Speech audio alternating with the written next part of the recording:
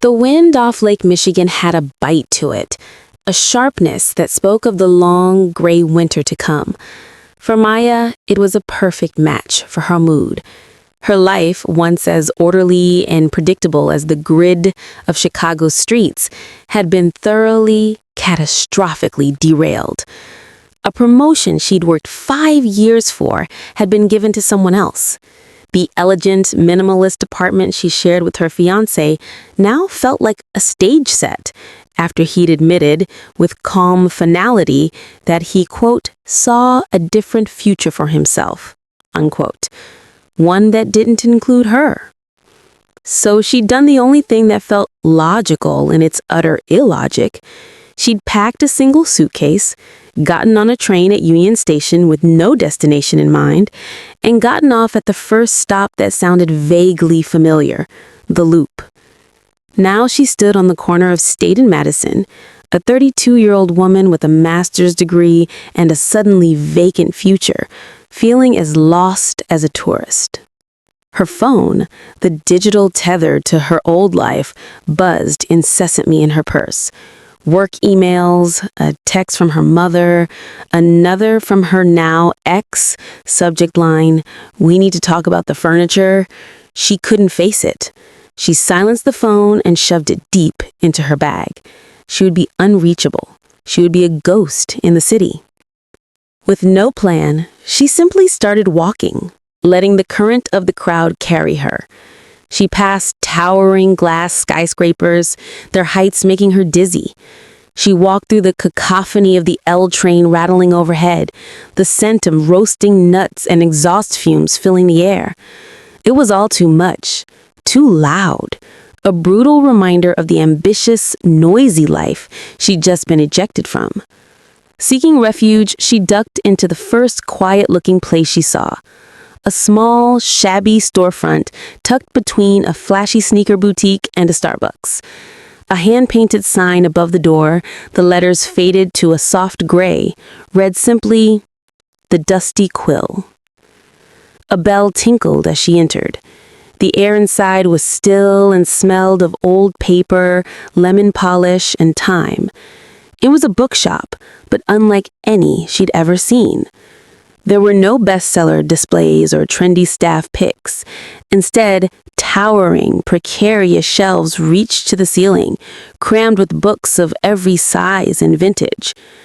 A fat ginger cat slept on a stack of encyclopedias, and dust motes danced in the slants of light filtering through the grimy front window. An elderly man with a wild shock of white hair and spectacles perched on the end of his nose looked up from behind a cluttered counter.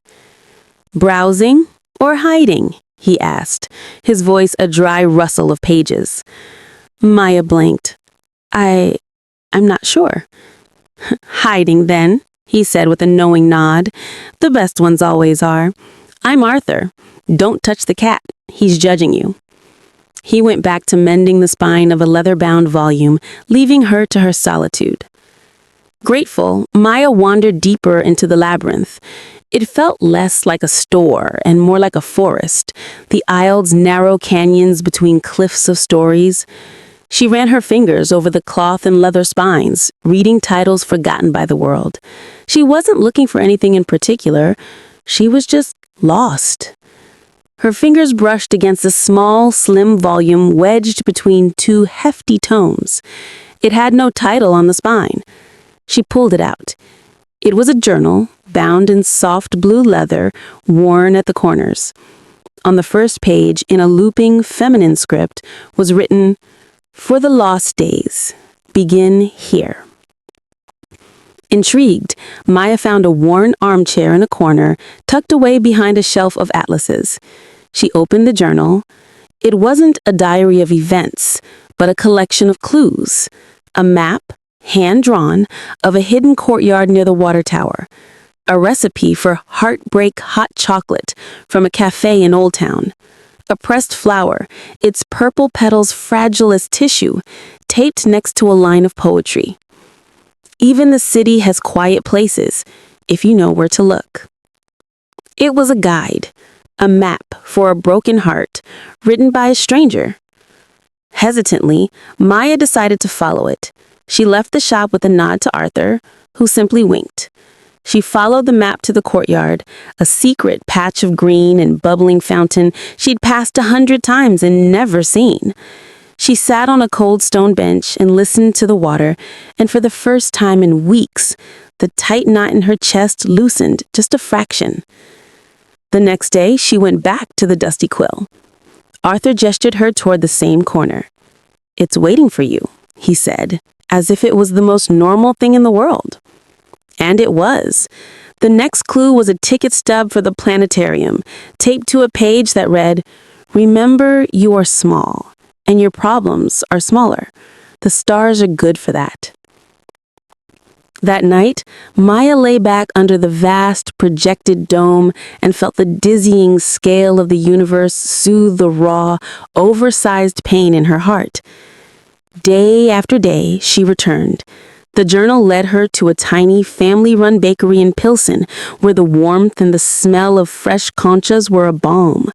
It sent her to stand before a specific, powerful painting of a stormy sea at the Art Institute, the placard beside it reading, "This too shall pass." It guided her to a bench on the lakefront at dawn to watch the sunrise over the water, turning the skyline to silhouetted cutouts against the fire of orange and pink. She never learned the name of the woman who wrote the journal. She was a ghost, a kindred spirit from another time. But following her path, Maya began to rediscover the city, and in doing so, rediscovered herself. She wasn't the high-powered executive or the perfect fiancée.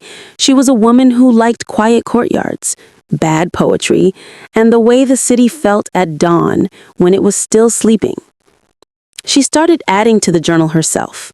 She taped in a receipt from a food truck where she'd had the best tacos of her life, scribbling, "The Al Pastor fixes most things."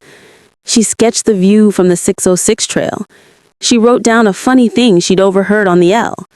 The journal was no longer just a guide. It was a conversation across time. One afternoon, as a gentle snow began to fall, coating the city in a hush, she found the final entry in the original script.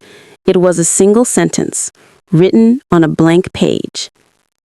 "Now, stop following me. It's your turn to get lost." Maya smiled, a real, unforced smile that felt unfamiliar on her face. She closed the blue journal and held it to her chest.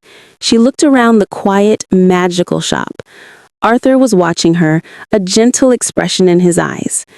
"Found what you were looking for?" he asked. "I think I found what I wasn't looking for," Maya said, her voice clear and steady. She left the dusty quill and stepped out into the snowy street.